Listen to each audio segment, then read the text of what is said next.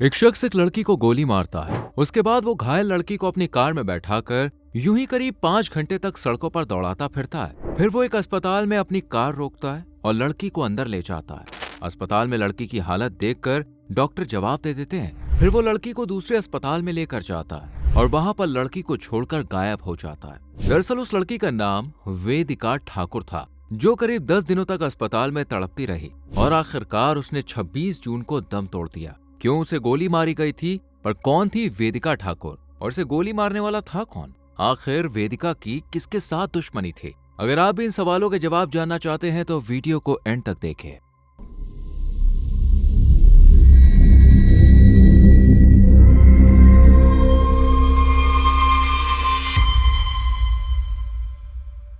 इस कहानी की शुरुआत होती है मध्य प्रदेश के जबलपुर जिले से, जहां नेपियर टाउन नाम का एक इलाका मौजूद है। इसी इलाके में वेदिका ठाकुर अपने परिवार के साथ रहा करती थी, जिसकी उम्र करीब 26 साल के आसपास थी। वेदिका की फैमिली में उसकी मां ज्योति ठाकुर और एक भाई शैलेंद्र है, जबकि पिता महेंद्र सिंह ठाकुर करीब 8 साल पहले इस दुनिया से चल बसे थे। अब परिवार की पूरी जिम्मेदारी वेदिका के भाई के कंधों पर थी, जिसे पिता के जाने के बाद उनकी नौकरी मिल गई थी। दरअसल वेदिका के फादर सरकारी बैंक में काम करते थे, लेकिन जब उनका देहांत हुआ तो शैलेंद्र को वो नौकरी दे दी गई, जिसे वो अपने पिता की तरह पूरी ईमानदारी और मेहनत के साथ कर रहा था। जबकि वेदिका भी अपने भाई का हाथ बटाना चाहती थी, इसलिए उसने एमबीए करने के बारे में सोचा और एक कॉलेज में एडमिशन ले लिया। फिलहाल वेदिका एमबीए की स्टूडेंट थी। ऐसा कहा जाता है कि वो बचपन से ही पढ़ाई लिखाई में काफी इंटेलिजेंट थी। इसी वजह से क्लास में उसे फर्स्ट रैंक ही मिलती थी और सभी को उम्मीद थी कि वो एमबीए की डिग्री भी अच्छे नंबर से हासिल करेगी,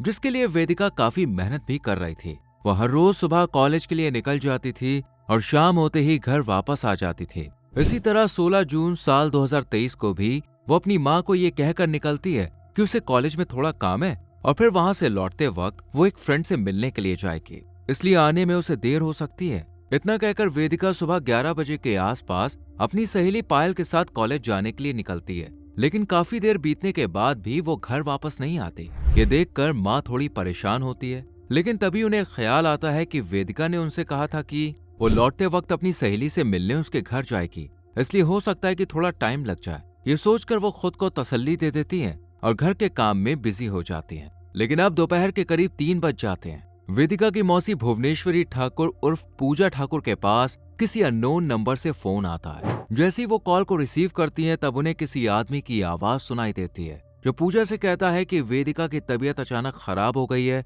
इसलिए आप जल्दी से हॉस्पिटल आ जाइए। ये सुनकर वेदिका की मौसी काफी घबरा जाती है और तुरंत अपनी बहन यानी वेदिका की माँ को फोन करती है और उनसे पूछती है कि वेदिका कहाँ है। तब उन्हें पता चलता है कि वो तो सुबह के 11 बजे ही घर से निकल गई थी और अभी तक वापस नहीं आई। इतना सुनकर पूजा फोन काट देती है और अपनी बहन को कुछ नहीं बताती है, क्योंकि वो पहले खुद कंफर्म करना चाहती थी कि जो बात उन्हें फोन पर बताई गई है वो सच है भी या नहीं, क्योंकि वेदिका अक्सर उनके साथ मजाक करती रहती थी। दोनों की उम्र में ज्यादा फर्क नहीं था, इसलिए ये मौसी और भांजी के रिश्ते के अलावा दोस्त भी थी। इसलिए पूजा को लगता है कि अगर ये कोई प्रैंक हुआ तो वेदिका की माँ बेवजह परेशान हो जाएगी। इसके बाद वो दोबारा उसी नंबर पर कॉल लगाती है और पूछती है कि वेदिका को क्या हुआ है। तब वही शख्स उनसे कहता है कि उसकी तबीयत खराब है, वो बार बार उल्टियां कर रही है। उसकी आवाज में घबराहट और डर साफ झलक रहा था। इसलिए पूजा को भी ये प्रैंक नहीं लगता और वो बताए हुए हॉस्पिटल के एड्रेस पर पहुंच जाती है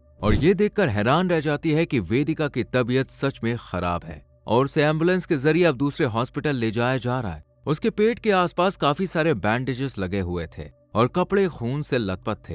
पूजा को समझ में नहीं आ रहा था कि आखिर वेदिका के साथ हुआ क्या है। इसके बाद वो उसी शख्स के पास जाती है और उससे जब यही सवाल करती है तब वो बताता है कि वो वेदिका का दोस्त है और उसका नाम है प्रियांश विश्वकर्मा।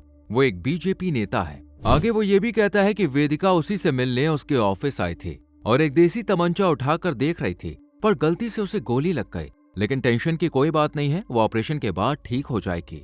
ये सुनकर पूजा को थोड़ी तसल्ली मिलती है, लेकिन अभी तक किसी और फैमिली मेंबर को कुछ नहीं बताया था। इधर वेदिका की हालत धीरे धीरे खराब होती जा रही थी और सभी डॉक्टर के आने का वेट कर रहे थे। इसी में 3 से 4 घंटे बीत जाते हैं। ये देखकर पूजा अब बाकी घर वालों को वेदिका के बारे में बताने का फैसला कर लेती है और शाम के करीब 6 बजे अपनी बहन ज्योति को फोन करती है और उनसे कहती है कि वेदिका की तबीयत ठीक नहीं है आप किसी को लेकर हॉस्पिटल आ जाइए। उसके बाद ज्योति अपने बेटे शैलेंद्र को लेकर मेट्रो हॉस्पिटल पहुंच जाती है, जबकि बाकी रिश्तेदार भी यहाँ आ जाते हैं। वेदिका को अब आईसीयू में एडमिट कर दिया जाता है और सभी को पता चलता है कि उसने गलती से खुद को चोट पहुंचा ली है, जिस वजह से वेदिका की हालत काफी नाजुक है। पर परिवार में ये घटना कोई पहली बार नहीं हुई थी, बल्कि 8 साल पहले वेदिका के पिता महेंद्र ठाकुर के साथ भी कुछ ऐसा ही हुआ था। दरअसल जैसा कि हमने आपको पहले बताया था कि वेदिका के पिता एक बैंक में नौकरी करते थे और वो बैंक जबलपुर के लॉर्डगंज थाना क्षेत्र के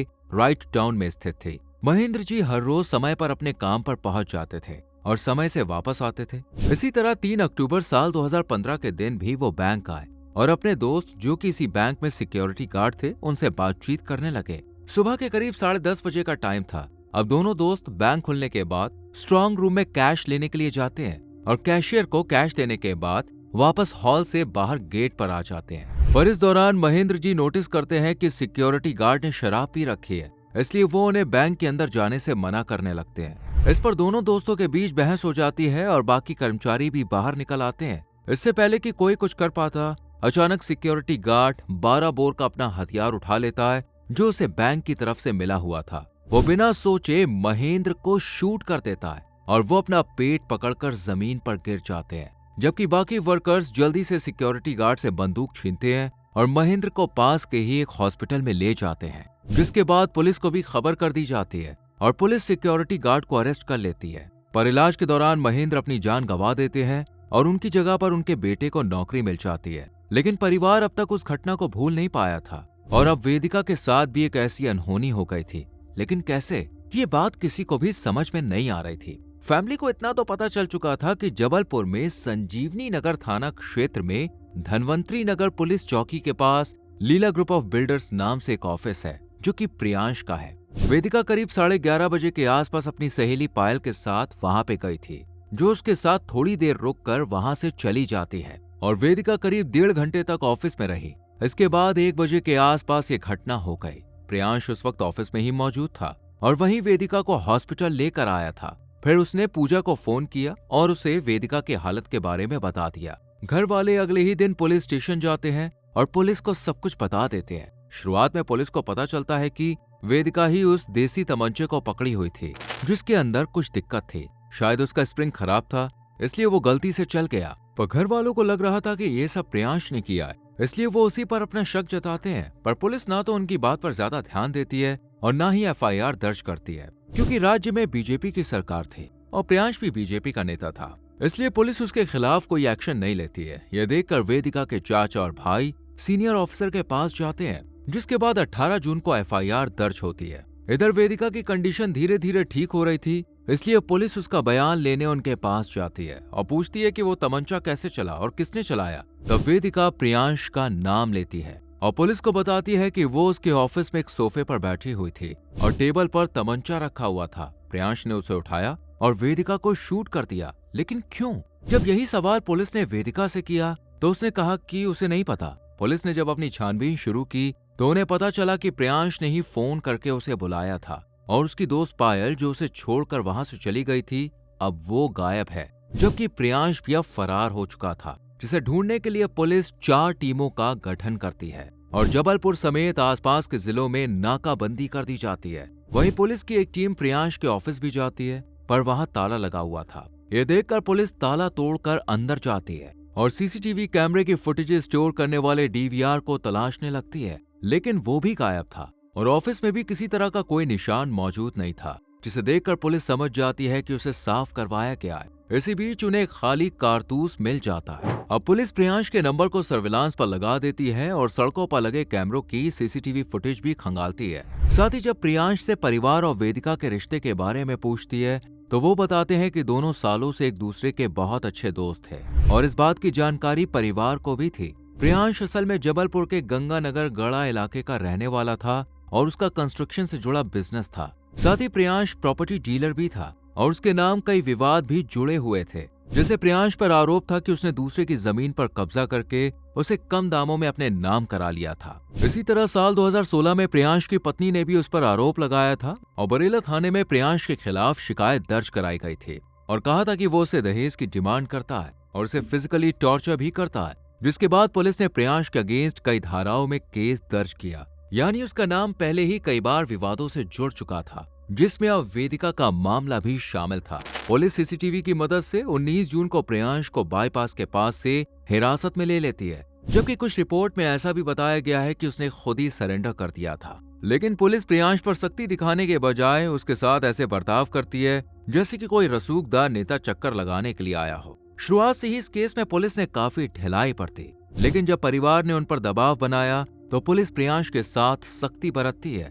और उससे पूछती है कि क्या उसने वेदिका को गोली मारी थी। तब उसने अपना गुनाह कबूल कर लिया और कहा कि वो तमंचा गलती से चला था, जो भी हुआ वो धोखे में हुआ। दरअसल वो तमंचा खराब था और प्रियांश का वेदिका को मारने या शूट करने का कोई इरादा नहीं था। लेकिन अगर गलती से कुछ हुआ था तो फिर वो भागा क्यों और क्यों उसने सबूत मिटाने की कोशिश की। यहाँ तक कि पुलिस को यह भी पता चलता है कि प्रियांश गोली लगने के बाद वेदिका को लेकर ऑफिस से निकला था और करीब 4 से 5 घंटे तक वो ऐसे ही घूमता रहा, जबकि पास में ही कई हॉस्पिटल्स मौजूद थे।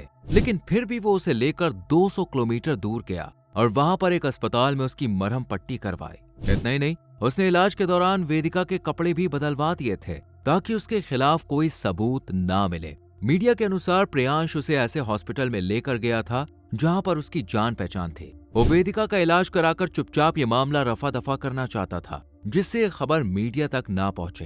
पर वेदिका की हालत खराब होती जा रही थी, इसलिए उसने 2 से 3 बजे के करीब वेदिका की मौसी को फोन किया और उनसे कहा कि वेदिका की तबीयत खराब है, इसलिए आप जल्दी से हॉस्पिटल आ जाइए और उसकी फैमिली को कुछ मत बताना, केवल 1 दिन की बात है। ऑपरेशन के बाद सब कुछ ठीक हो जाएगा। पूजा को भी यही लगता है, इसलिए वो किसी को भी कुछ नहीं बताती। इसके अलावा प्रियांश ने वेदिका से यह भी कहा कि अगर कोई उससे घटना के बारे में पूछे तो वो बस इतना कह दे कि उससे गलती से तमंचा चल गया था, जबकि असल में वो प्रियांश ने चलाया था। पर वेदिका की तबीयत खराब होती जा रही थी, इसलिए वो उसे दूसरे हॉस्पिटल ले गया और फिर पूजा ने भी अपनी फैमिली को खबर कर दी और प्रियांश यहाँ से फरार हो गया। वो सबसे पहले ऑफिस जाता है और वहां की साफ सफाई करवाता है। उसके बाद अपना देसी तमंचा, जिसका कोई लाइसेंस नहीं था, उसे और कैमरे की डीवीआर को उठाता है और अपने पास रख लेता है। फिर प्रियांश नरसिंहपुर सिवनी होते हुए छिंदवाड़ा चला जाता है और वहीं पे रहता है। लेकिन 19 जून को जबलपुर वापस आता है